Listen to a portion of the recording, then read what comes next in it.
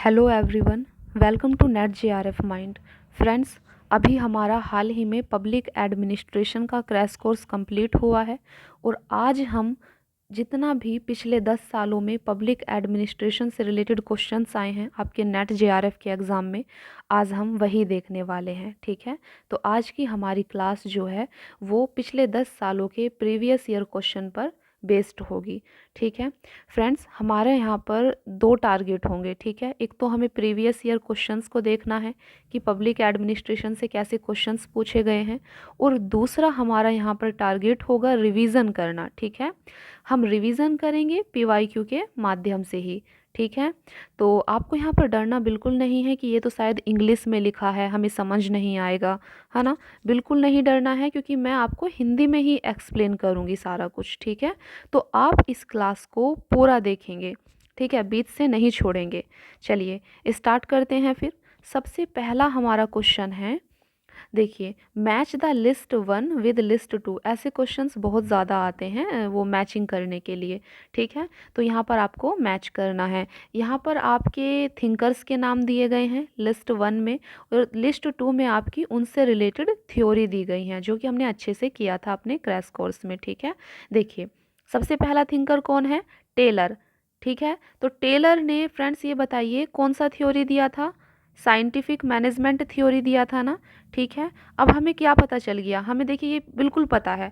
आप ना जब क्वेश्चन को सॉल्व करेंगे तो अभी से ये चीज़ सीख लीजिए कि जो हमें पता है, बिल्कुल बिल्कुल पता है, ठीक है, हम पहले उसके माध्यम से एलिमिनेट करेंगे। ठीक है, अपने ऑप्शंस को। हमारे पास अभी 4 ऑप्शंस हैं। ठीक है, लेकिन हमें पता चल गया कि टेलर जो है, टेलर की कौन सी थ्योरी दी थी? साइंटिफिक मैनेजमेंट थ्योरी दी थी टेलर ने। ठीक है, अब देखते हैं कि ए का 1 कौन से ऑप्शन में दिया गया है। देखिए, ए का जो 1 है वो पहले ऑप्शंस में है, और कौन से ऑप्शन में है? यहाँ पर दूसरे में ए का 2 है, तो ये तो हमारा आंसर हो ही नहीं सकता, क्योंकि हमें पता है कि टेलर साइंटिफिक मैनेजमेंट थ्योरी से ही रिलेटेड है। तो 2 हम एकदम एलिमिनेट कर देंगे, हम आगे देखेंगे ही नहीं। ठीक है, अच्छा, तीसरा ऑप्शन देखते हैं कि ए का 1 है यहाँ पर? नहीं है, इसको भी बिल्कुल काट दीजिए, अब इसे देखने की ही ज़रूरत नहीं है। देखिए चौथा, देखिए ए का 1 है यहाँ पर? नहीं है यहाँ पर भी, ये तो हमारा सारा ही एलिमिनेट हो गया।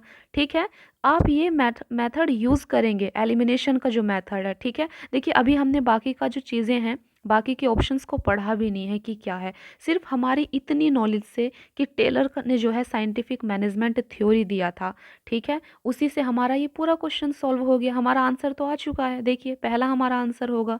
ठीक है, लेकिन चलिए आगे देखते हैं और क्या है। हर्बर्ट साइमन, दूसरे थिंकर कौन है हमारे? Herbert Simon. हर्बर्ट साइमन ने कौन सी थ्योरी दी थी? डिसीजन मेकिंग थ्योरी दी थी ना, आपको करवाया था। देखिए एल्टन मायो, एल्टन मायो ने कौन सा थ्योरी दिया था? एल्टन मायो किससे रिलेटेड है? एल्टन मायो आपके थ्योरी, तो एल्टन मायो ने ह्यूमन रिलेशन थ्योरी दिया है ना।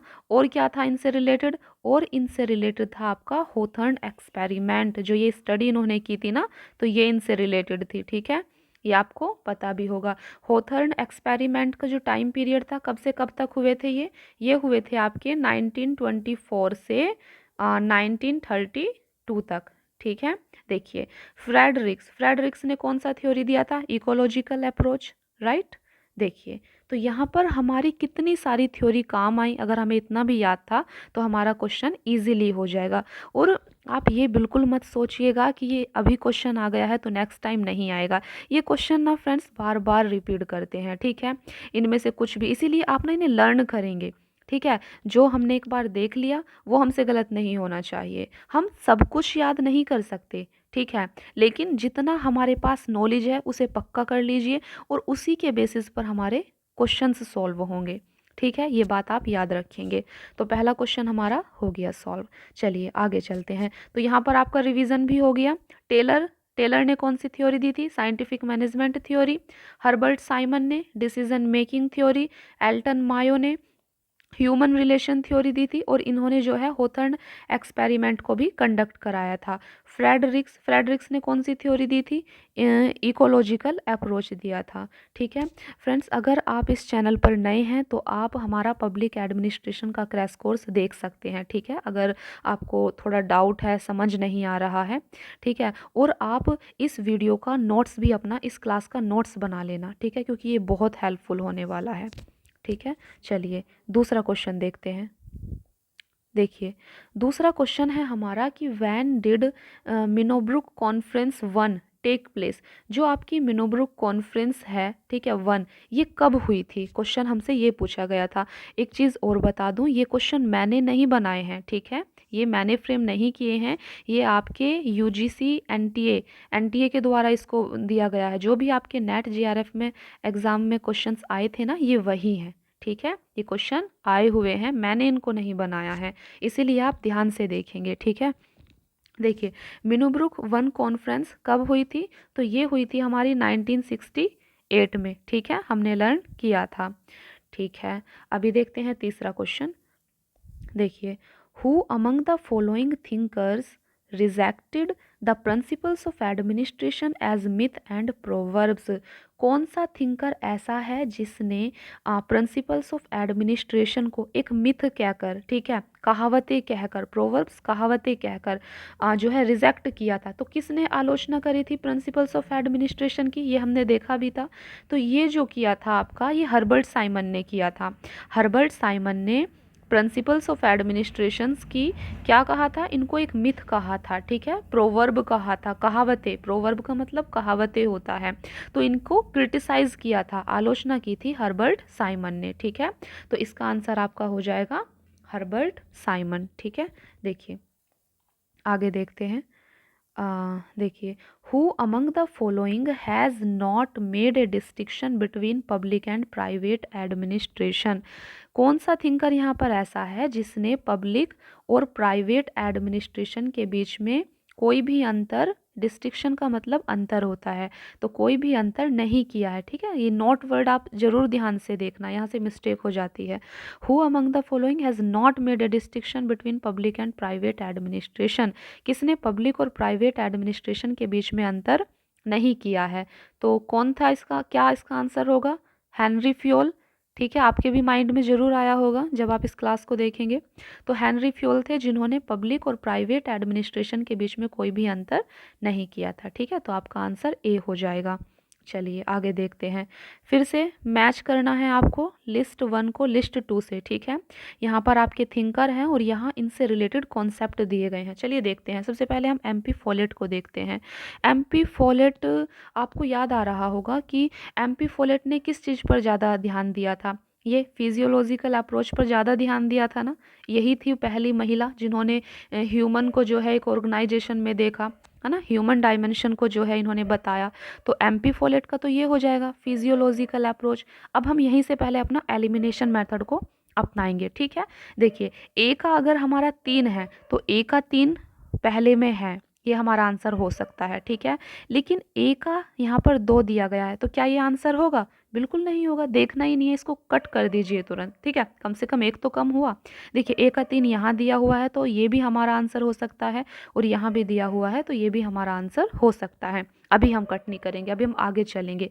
देखिए हर्बर्ट साइमन जो है, क्या दिया था Herbert Simon? Decision making theory के लिए ये वो है ना फेमस, इन्होंने डिसीजन मेकिंग थ्योरी थी। और आपको याद हो कि डिसीजन मेकिंग थ्योरी में इन्होंने रैशनैलिटी की बात की थी, बाउंडेड रैशनैलिटी मॉडल की बात की थी। तो यहाँ पर एक है, यहाँ पर देखिए रैशनल अप्रोच। तो रैशनल अप्रोच किसने अपनाई थी? हर्बर्ट साइमन ने अपनाई थी। तो बी का हमारा 4 हो जाएगा। ठीक है, एक यहाँ पर देखिए अमिताई एटिजियोनी, जब हमने पढ़ा था ना बाउंडर, ये जो मॉडल पढ़े थे डिसीजन मेकिंग थ्योरी में, तब हमने देखा भी था। तो अमिताई एटिजियोनी का क्या था? हमारा मिक्स्ड स्कैनिंग मॉडल था ना, इन्होंने मिक्स कर दिया था दोनों अप्रोचेज़ को। तो देखिए अमिताई एटिजियोनी का अगर मिक्स्ड स्कैनिंग है, अब हम इससे अपना आंसर निकालेंगे। हमें पता है कि डी का आंसर जो है अमिताई एटिजियोनी मिक्स्ड स्कैनिंग से रिलेटेड है। ठीक है, हम देखेंगे कि डी का 2 किस में है। डी का 2 तो यहाँ है ही नहीं पहले में, इसका मतलब ये हमारा आंसर ही नहीं हो सकता। अच्छा, दूसरा तो पहले ही कट चुका है। डी का 2 देखिए तीसरे में है। ठीक है, अगर हमने चौथा देखा विकल्प अपना, तो यहाँ पर तो 1 है, ये भी हमारा आंसर नहीं होगा। ठीक है, तो हमारा आंसर कौन सा होगा, यानी कि 3 हमारा आंसर हो जाएगा। ठीक है, देखिए एम्पी फॉलेट, एक मिनट आप ध्यान से देखना, ये देखिए एम्पीफोलेट किससे जुड़ी हुई है, physiological approach, Herbert Simon, rational approach, Michael D Cohen, इनसे पहले से देखते हैं, अमिता याटिजियोनी, मिक्स्ड स्कैनिंग। अब ये बचा है तो यही इसका आंसर होगा। देखिए यहाँ पर हमें ये कुछ नया मिला, माइकल डी कोहेन, ये किससे रिलेटेड है, गार्बेज कैन मॉडल से रिलेटेड है। तो आपका क्या काम बनता है कि आप इसको जो है, इस पॉइंट को अपने नोट्स में ऐड कर लो। ठीक है, अगर नेक्स्ट टाइम ये आए तो हमें ये एलिमिनेट करने में जो है हेल्प कर पाए हमारा। ठीक है, नेक्स्ट टाइम हमारे क्वेश्चन सॉल्व करने में हेल्प होगी। तो ये हमें नया मिला, कुछ नया पॉइंट मिला है, तो आप इसको अपने नोट्स में ऐड कर लो। ठीक है, देखिए आगे देखते हैं। देखिए छठा क्वेश्चन है हमारा, Fredericks fused model is based on. आपको याद होगा कि फ्रेडरिक्स ने जो क्या दिया था, इकोलॉजिकल अप्रोच दिया था, और उसमें इन्होंने 3 मॉडल की बात की थी। ठीक है, फ्रेडरिक्स ने यहाँ पर 3 मॉडल की बात की थी। तो सबसे पहला मॉडल इन्होंने क्या बताया था, फ्यूज्ड मॉडल बताया था। ठीक है, पहला मॉडल क्या था, इन्होंने क्या बताया था, फ्यूज्ड मॉडल। दूसरा मॉडल कौन सा था, डिफ्रैक्टेड मॉडल था। ठीक है, डिफ्रैक्टेड मॉडल था। तीसरा प्रिस्मैटिक मॉडल था। ठीक है, ये सब हमने क्लास में देखा था। तो इन्होंने 3 मॉडल बताए थे।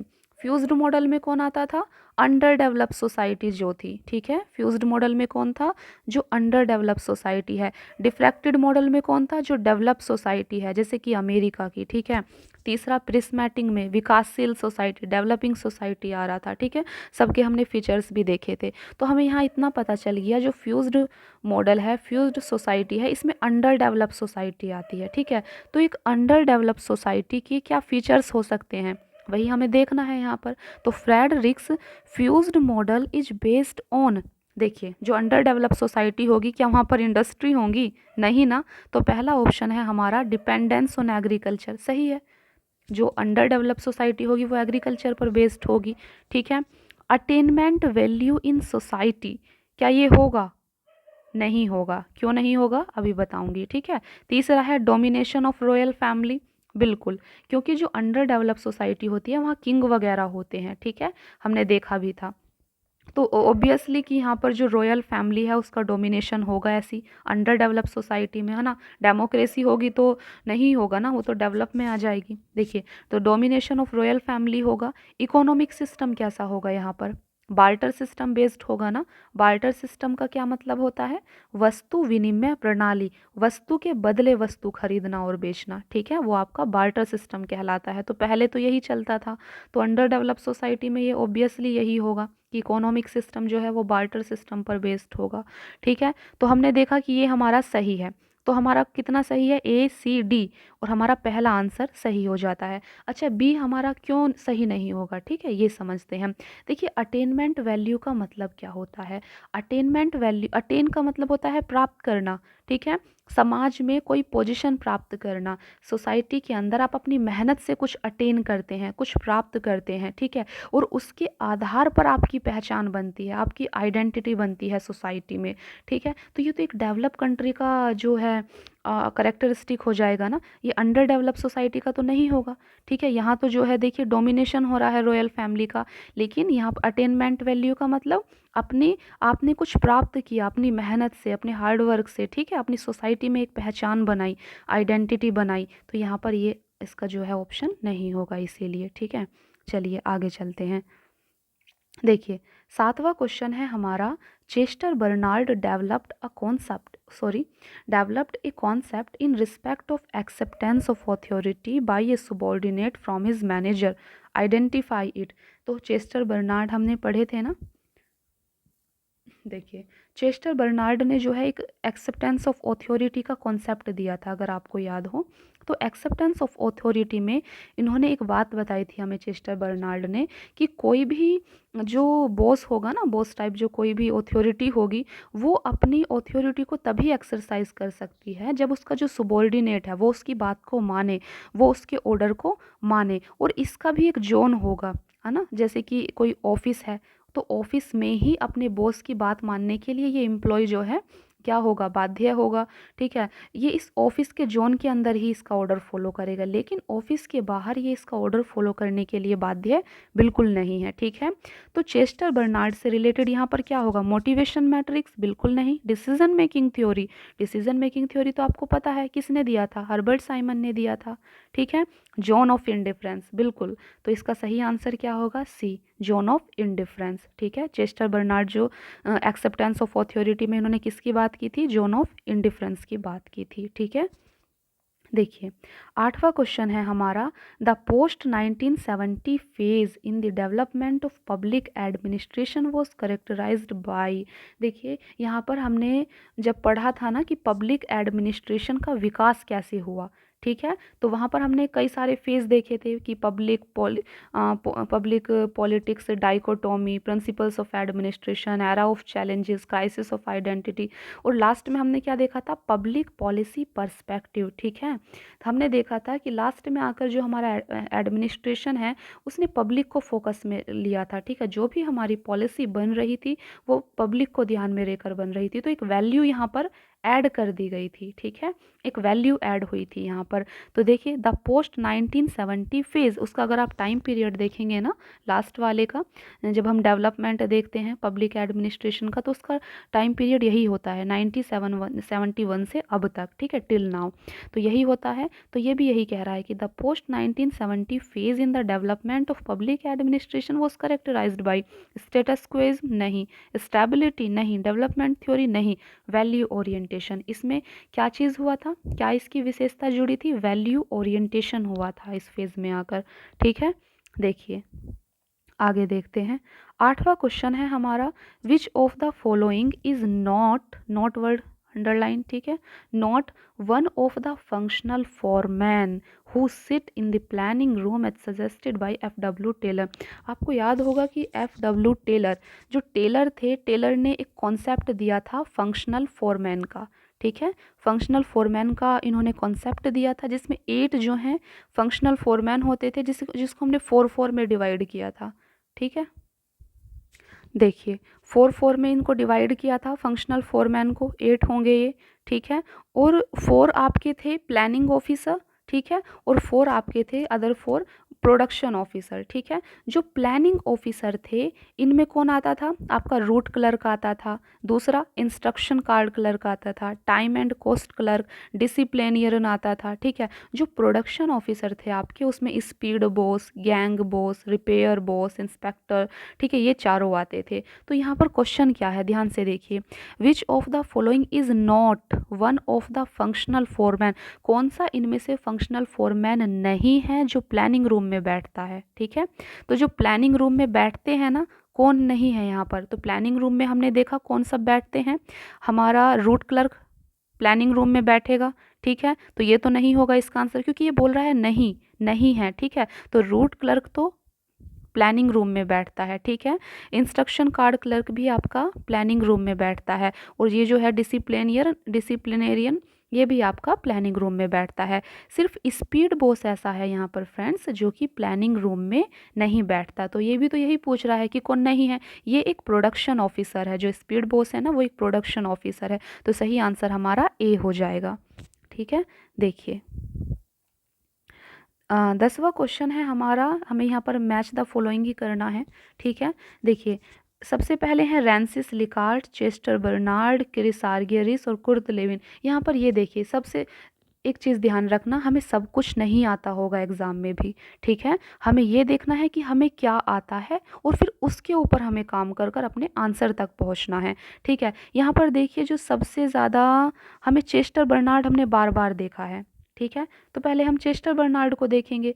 चेस्टर बर्नार्ड से रिलेटेड हमें पता है क्या सब थ्योरी उन्होंने दिया था। ठीक है, तो हमें पता है कि चेस्टर बर्नार्ड ने जोन ऑफ इंडिफरेंस का आइडिया दिया था। अब बार बार क्वेश्चन में हम देख भी रहे हैं, तो Chester Barnard zone of indifference से रिलेटेड है। हम देखेंगे कि बी का 4 कौन से ऑप्शन में है, तो बी का 4 पहले में है, ये हमारा आंसर हो सकता है। क्या बी का 4 यहाँ पर है, नहीं, तो ये तो हमारा आंसर ही नहीं होगा। बी का 4 यहाँ पर है, नहीं, ये भी एलिमिनेट कर दीजिए। ठीक है, बी का 4 यहाँ पर है, तो ये हमारा आंसर होने की पॉसिबिलिटी है। ठीक है, अभी और देखते हैं और हमें क्या आता है। ठीक है, देखिए फ्रेंड्स, अगर आपको याद हो तो हमने रैंसिस लिकार्ट के बारे में पढ़ा था, जिन्होंने सबसे ज़्यादा फोकस किया था पार्टिसिपेटिव मैनेजमेंट पर। ठीक है, तो हमें यहाँ पर पता चल गया कि ए का आंसर क्या होगा, 2 होगा। इसीलिए जो हमने पढ़ा है ना, वो हमारे याद होना बहुत ज़रूरी है। ठीक है, क्योंकि वो हमें आंसर तक पहुँचने में हेल्प करेगा। ठीक है, तो देखिए, हमें अगर याद है कि रैंसिस लिकार्ट ने जो है पार्टिसिपेटिव मैनेजमेंट की बात करी थी। ठीक है, तो हम देखते हैं कि ए का 2 कहाँ है। तो पहले में हमारा ए का 2 है, तो ये हमारा आंसर हो सकता है। ये ऑलरेडी हमने एलिमिनेट कर दिए थे। ठीक है, यहाँ पर देखिए ए का 2 है, नहीं है यहाँ पर, तो ये भी एलिमिनेट हो गया। तो हमारा सही आंसर क्या आ गया, 1 हमारा सही आंसर हो गया। तो देखिए यहाँ पर, तो रैंसिस लिकार्ट किससे रिलेटेड हो गए आपके। ठीक है, देखिए, रैंसिस लिकार्ट का हो जाएगा पार्टिसिपेटिव मैनेजमेंट। चेस्टर बर्नार्ड का क्या हो जाएगा, बी का 4 जोन ऑफ इंडिफरेंस। तो देखिए सी का क्या हो जाएगा यहाँ पर 1। क्रिस आर्गियरिस किससे रिलेटेड है, सेंसिटिविटी ट्रेनिंग से। देखिए अगर आपके लिए ये नया है, ठीक है, ये पॉइंट नया है, तो आप इसको अपने नोट्स में ऐड कर लो। ठीक है, ये आपके लिए आगे काम आएगा। कुर्त लेविन यहाँ पर किससे रिलेटेड है, डी का हो जाएगा 3 ग्रुप डायनेमिक्स से रिलेटेड है। ठीक है, देखिए, तो आंसर हमारा 1 हो गया। 10वां हो गया, देखते हैं। Who among the following is not a protagonist of the managerial view of public administration. Question हमारा ये कह रहा है, देखिए प्रोटागोनिस्ट का मतलब होता है सपोर्टर। ठीक है, सपोर्टर। तो इनमें से कौन जो है मैनेजरियल व्यू को सपोर्ट नहीं करता है, पब्लिक एडमिनिस्ट्रेशन के मैनेजरियल व्यू को कौन सपोर्ट नहीं करता है। मैंने आपको दोनों लिखवाए थे, जब आपकी क्लास ली थी बताया था कि ये मैनेजरियल व्यू को सपोर्ट करते हैं और ये इंटीग्रल व्यू को सपोर्ट करते हैं। ठीक है, तो आपको लर्न करना है वो, आई होप कि आपने कर रखा होगा। ठीक है, तो यहाँ पर यही पूछ रहा है कि मैनेजरियल व्यू को कौन सपोर्ट नहीं करता है। ठीक है, देखिए, देखिए फ्रेंड्स, हमें इतना पता है कि मैनेजरियल व्यू को कौन सपोर्ट करता है। ठीक है, अगर हमें ये पता है तो नहीं करता है कौन, वो तो अपने आप निकल जाएगा। क्या हर्बर्ट साइमन मैनेजरियल व्यू को सपोर्ट करते हैं, बिल्कुल करते हैं। स्मिथबर्ग सपोर्ट करते हैं मैनेजरियल व्यू को, करते हैं। गुलीक करते हैं। सिर्फ यहाँ पर हेनरी फ्योल ही ऐसे हैं जो मैनेजरियल व्यू को सपोर्ट नहीं करते। तो हमारा सही आंसर क्या हो जाएगा, डी। ठीक है, देखिए 12वां क्वेश्चन है हमारा, who among the following has specified 6 qualities of an administrator. देखिए यहाँ पर कौन सा ऐसा थिंकर है जिसने एक एडमिनिस्ट्रेटर की 6 क्वालिटीज़ यानी कि 6 क्वालिटीज़ को स्पेसिफाइड बताया है। ठीक है, किसने यहाँ पर एक एडमिनिस्ट्रेटर की 6 क्वालिटीज़ को बताया है। देखिए 6 क्वालिटीज़ कौन सी, physical, mental, moral, general education, special knowledge and experience. तो यहाँ पर जो सही आंसर है वो हेनरी फ्योल है, ये आप याद रखना। ठीक है, हेनरी फ्योल ही हैं फ्रेंड्स जिन्होंने एक एडमिनिस्ट्रेटर की 6 क्वालिटीज़ को बताया था कि एक एडमिनिस्ट्रेटर के अंदर 6 क्वालिटीज़ का होना ज़रूरी है। पहला फिजिकल, वो फिजिकल रूप से हष्ट पुष्ट हो। ठीक है, मेंटली ठीक हो। मोरल, उसके अंदर थोड़ी मोरालिटी हो, नैतिकता हो। उसकी एक जनरल एजुकेशन हुई हो, उसके पास स्पेशल नॉलेज हो और एक्सपीरियंस हो। ठीक है, तो ऐसा हेनरी फ्योल ने कहा था, ये आप याद रखेंगे। देखिए, who among the following makes a distinction between public and private administration. तो यहाँ पर कौन से ऐसे थिंकर हैं जो पब्लिक एंड प्राइवेट एडमिनिस्ट्रेशन के बीच में क्या करते हैं, अंतर करते हैं। ठीक है, देखिए, तो कौन अंतर करते हैं यहाँ पर। देखिए यहाँ पर Paul Appleby, L D White, Herbert Simon, Sir Josiah Stamp, ये आप याद रखना, इन 4 नामों को अपने नोट्स बना लेना। यहाँ पर ये चारों थिंकर ही ऐसे हैं जो पब्लिक और प्राइवेट एडमिनिस्ट्रेशन के बीच में अंतर करते हैं, डिस्टिंक्शन करते हैं। तो सही आंसर क्या हो जाएगा हमारा 4, ए बी सी डी। ठीक है, देखिए 14th क्वेश्चन है हमारा, A formal organization according to Chester Barnard comes into existence when।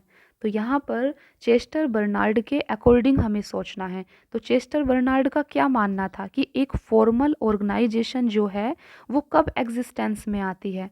तो यहाँ पर मैंने आपको बताया भी था, 3 पॉइंट बताए थे जो काफ़ी इंपॉर्टेंट थे।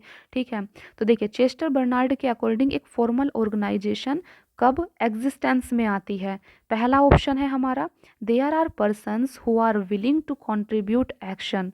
ठीक है। कुछ यहाँ के जो लोग, एक ऑर्गेनाइजेशन के जो पीपल होते हैं, लोग होते हैं, वो काम करने के लिए इच्छुक हों, तब एक ऑर्गेनाइजेशन जो है एग्जिस्टेंस में आता है। दूसरा है there are a persons with different goals and purpose. एक ऑर्गेनाइजेशन के अंदर ऐसे लोग हों जिनके डिफरेंट गोल हों, डिफरेंट पर्पस हों। There are person willing to communicate through informal channels. कुछ लोग यहाँ पर ऐसे होते हैं जो कम्युनिकेट करना चाहते हैं इनफॉर्मल चैनल्स के द्वारा। Executing is unwilling to handle the economy of incentives within an organisation.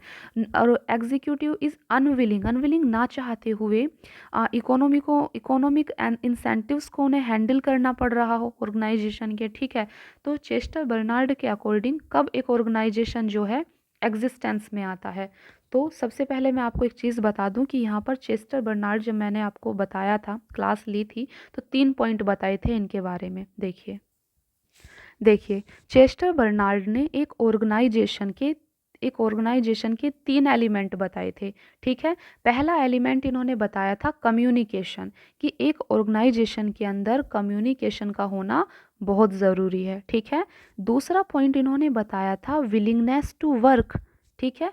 Willingness to work, to serve, काम करने की इच्छा का होना। एक ऑर्गेनाइजेशन तभी चलेगा जब वहाँ के लोग जो हैं काम करने की इच्छा रखते हों, ठीक है। पहला पॉइंट कम्युनिकेशन अच्छा हो, विलिंगनेस टू वर्क हो, और तीसरा कॉमन पर्पस। एक ऑर्गेनाइजेशन के सभी लोगों का एक कॉमन पर्पस होगा, ठीक है। कॉमन पर्पस होगा, अलग अलग पर्पस नहीं होंगे यहाँ पर। तो ये 3 पॉइंट मैंने बताए थे, तो इसी से ही ये क्वेश्चन सोल्व हो रहा है। तो हमने देखा कि क्या बताया इन्होंने, कि विलिंगनेस टू वर्क, काम करने की इच्छा का होना बहुत ज़रूरी है। तो एक फॉर्मल ऑर्गेनाइजेशन तभी एग्जिस्टेंस में आता है जब वहाँ के लोग काम करने के लिए इच्छुक हों। इसीलिए इसका आंसर 1 होगा। There are persons who are willing to contribute action. यहाँ पर कुछ ऐसे लोग होते हैं जो काम करने के लिए इच्छुक होते हैं, ठीक है। तो इसका 1 आंसर होगा। आगे चलते हैं।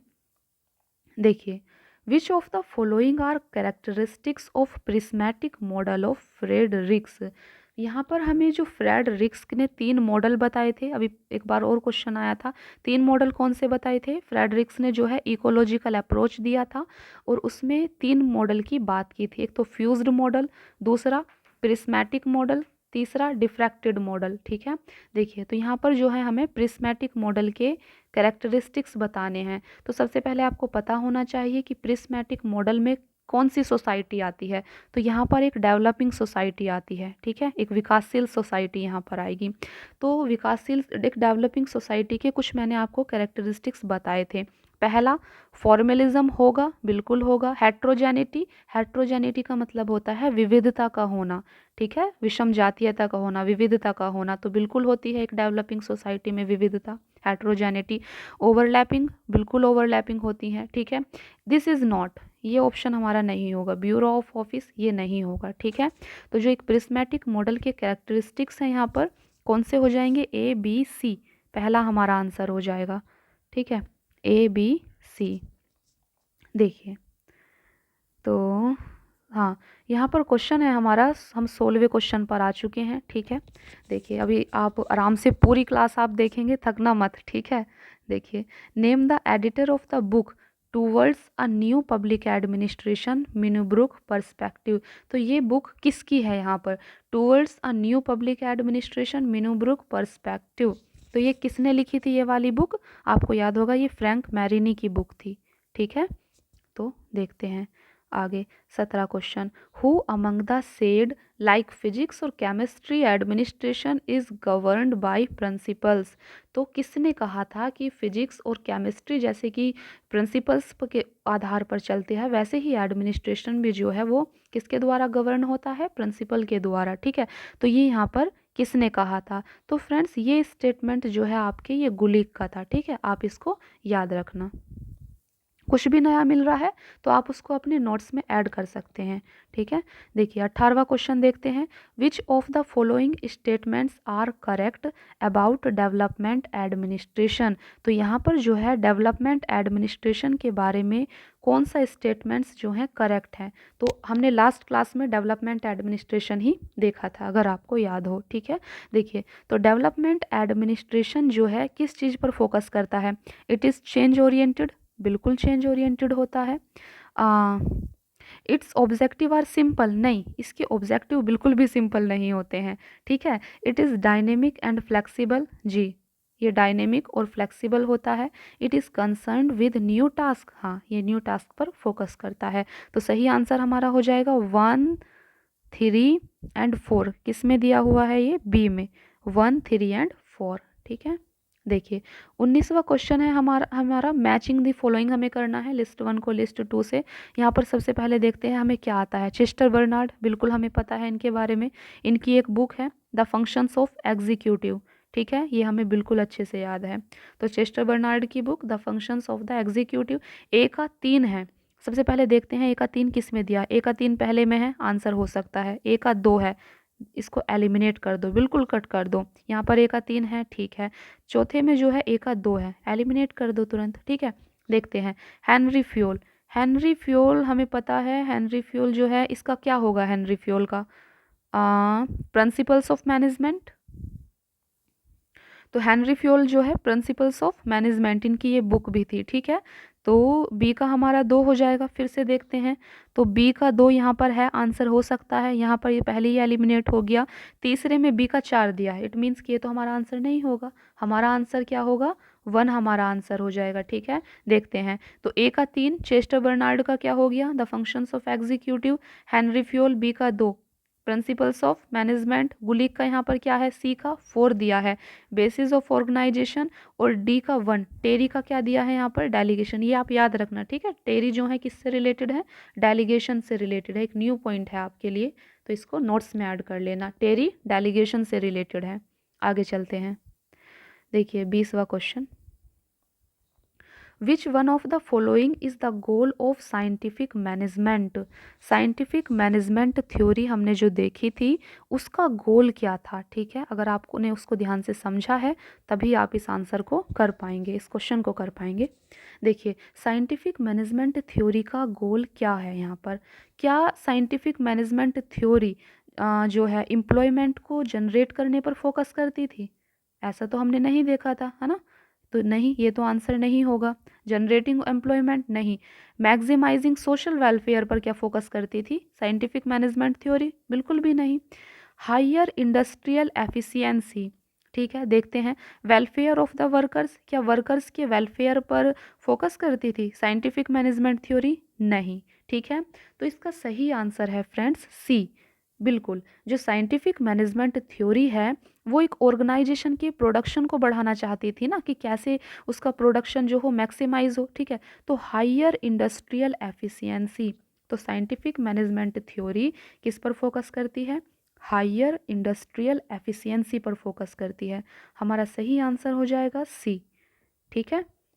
तो goal of scientific management theory higher industrial efficiency, ठीक है। 20 क्वेश्चन हमारे हो चुके हैं, देखते हैं आगे।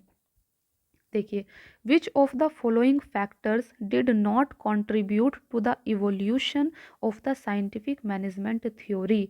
तो यहाँ पर कौन सा ऐसा फैक्टर है जिसने साइंटिफिक मैनेजमेंट थ्योरी के इवोल्यूशन में जो है कंट्रीब्यूट नहीं किया था, ठीक है। तो किसने हेल्प नहीं की इस चीज़ में? देखते हैं। Lack of effective standards of work, ये तो करेगा बिल्कुल, ये तो एक रीज़न बनेगा ना साइंटिफिक मैनेजमेंट थ्योरी के इवोल्व होने का, है ना। अच्छा, दूसरा lack of clear understanding of worker management responsibilities, ठीक है, हो सकता है ये भी एक कारण। Rule of thumb based decision by the management, ये भी हो सकता है।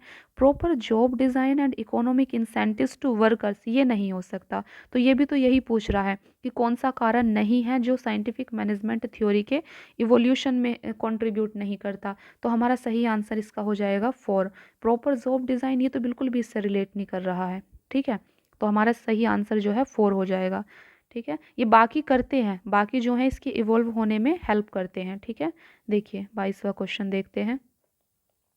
तो 22वां क्वेश्चन है हमारा which of the following is attributed to Chester Barnard? Chester Barnard से यहाँ पर क्या रिलेटेड है? ये तो बार बार हमारा आ रहा है, ठीक है। तो Chester Barnard zone of indifference, ठीक है। देखिए द होथर्न एक्सपेरिमेंट, ये होथर्न एक्सपेरिमेंट किससे रिलेटेड है? Elton Mayo, right. Elton Mayo से रिलेटेड है, आप याद रखेंगे। तो Hawthorne experiment belong to the era of, तो इनका टाइम पीरियड यहाँ पर पूछा गया है। देखिए क्लियर कट नहीं दिया गया है यहाँ पर, ठीक है। हमारा जो होथर्न एक्सपेरिमेंट का टाइम पीरियड क्या था जो हमने याद किया था, आई थिंक 1924 से 1932 था ना इसका टाइम पीरियड होथर्न एक्सपेरिमेंट का। तो देखिए कौन सा मैच कर रहा है इससे। तो सबसे पहले है होथर्न एक्सपेरिमेंट का पहला टाइम पीरियड क्या है, मिड 1930s। क्या 1930s के बीच का टाइम था, नहीं। देखते हैं 1924, ठीक है। तो कुछ 1920 के मतलब बाद का टाइम है, ठीक है। 1930 मिड तो नहीं, फिर तो इसको हट जाएगा ना, ये तो नहीं हो सकता। क्या लेट 1930s होगा, नहीं, क्योंकि फिर 1924 तो उसमें कहीं भी नहीं आ रहा ना। अर्ली 1920, अर्ली 1920 भी नहीं होगा क्योंकि 21 22 इसमें नहीं आएगा। लेट 1920s, देखिए 1920s के जो बाद वाला टाइम है ना, 1924 से 1932। तो हमारा सही आंसर क्या हो जाएगा इसका, डी हमारा सही आंसर होगा, ठीक है। 24वां क्वेश्चन देखते हैं, match the following list 1 with list 2। देखते हैं एल्टन मायो। एल्टन मायो आपको पता है कौन सी थ्योरी दी थी, human relation theory Elton Mayo ने, ठीक है। हेनरी फ्योल किससे रिलेटेड है, क्लासिकल थ्योरी से ना, ठीक है।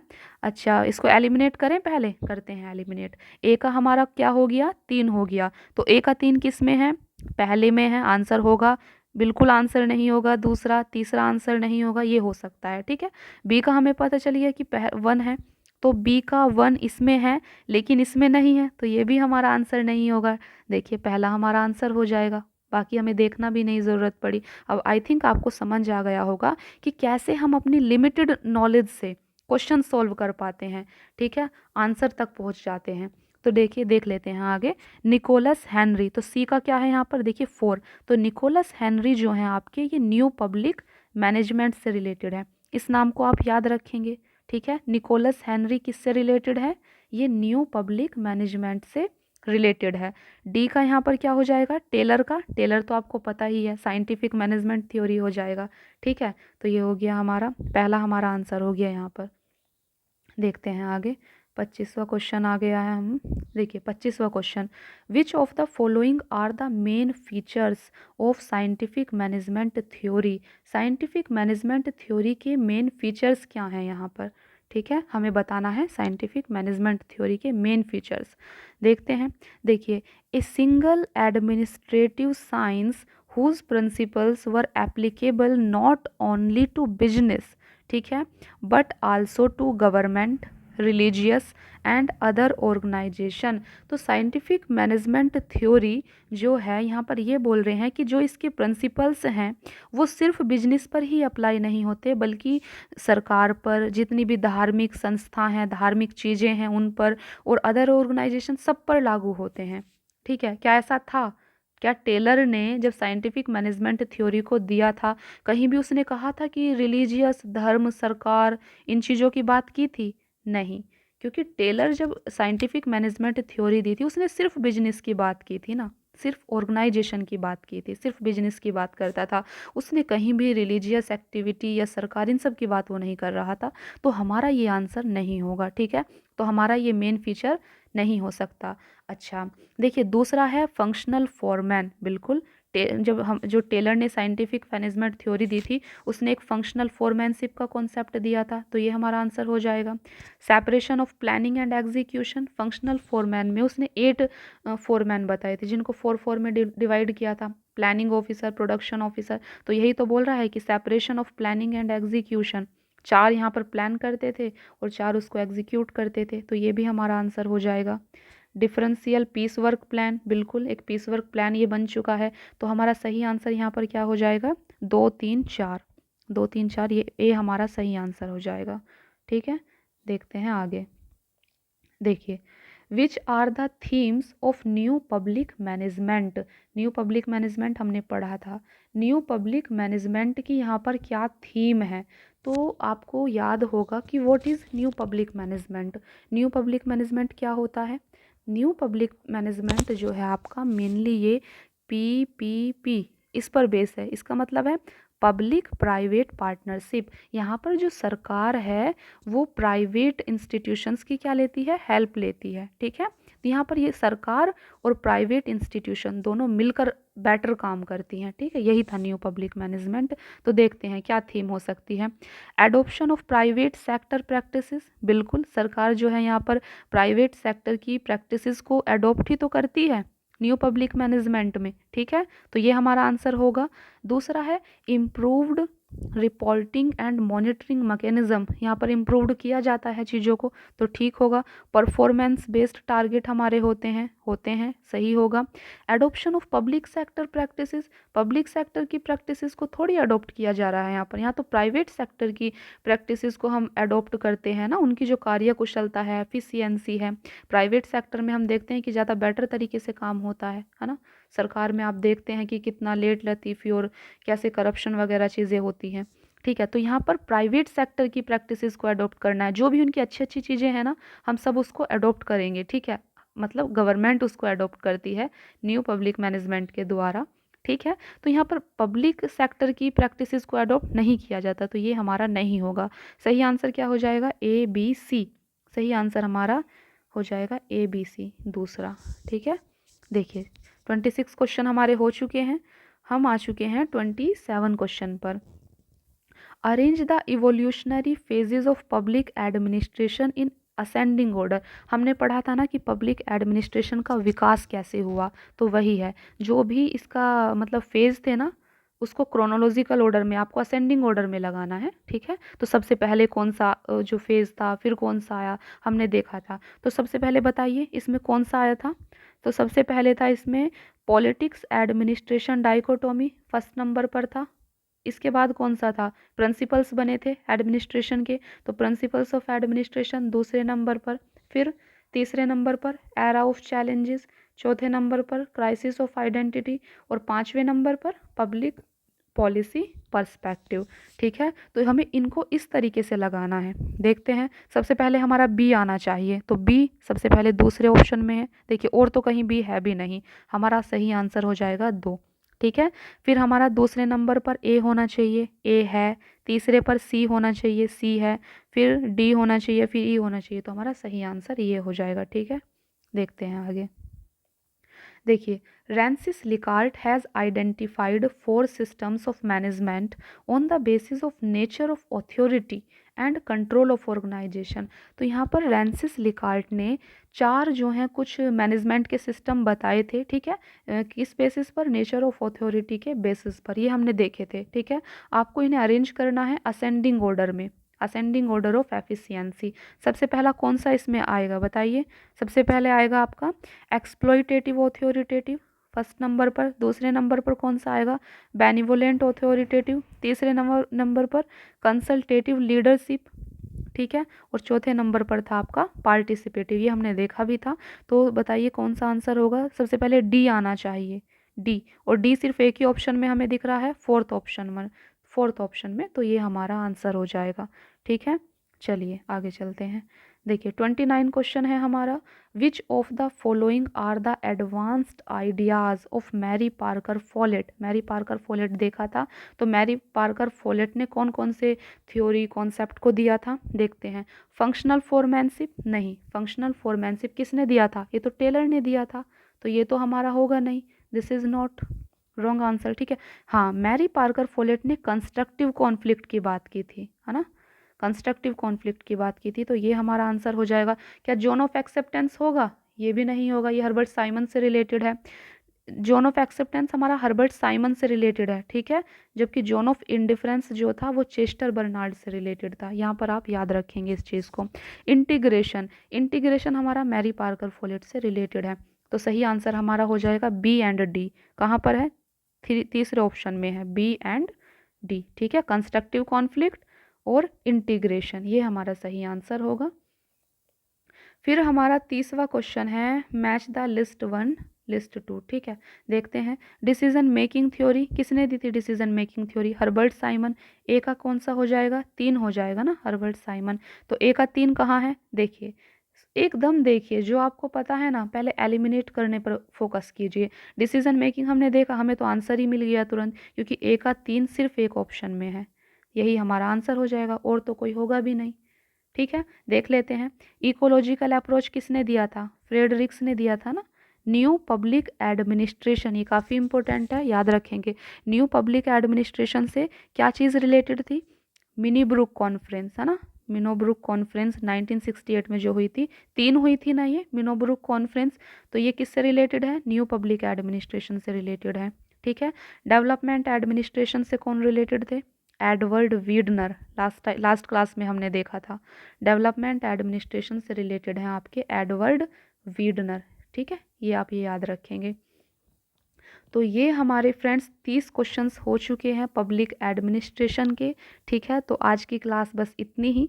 अगर कुछ भी नया होगा पब्लिक एडमिनिस्ट्रेशन में, कुछ अगर हमारा रह गया है या कुछ भी मुझे अपडेटेड नई चीज़ मिलती है, तो उसकी क्लास मैं आपके लिए लेकर आऊँगी। ठीक है, तो आप आपको ये क्लास कैसी लगी PYQ की, कमेंट में ज़रूर बताएं। ठीक है, कैसी लगी आपको क्लास?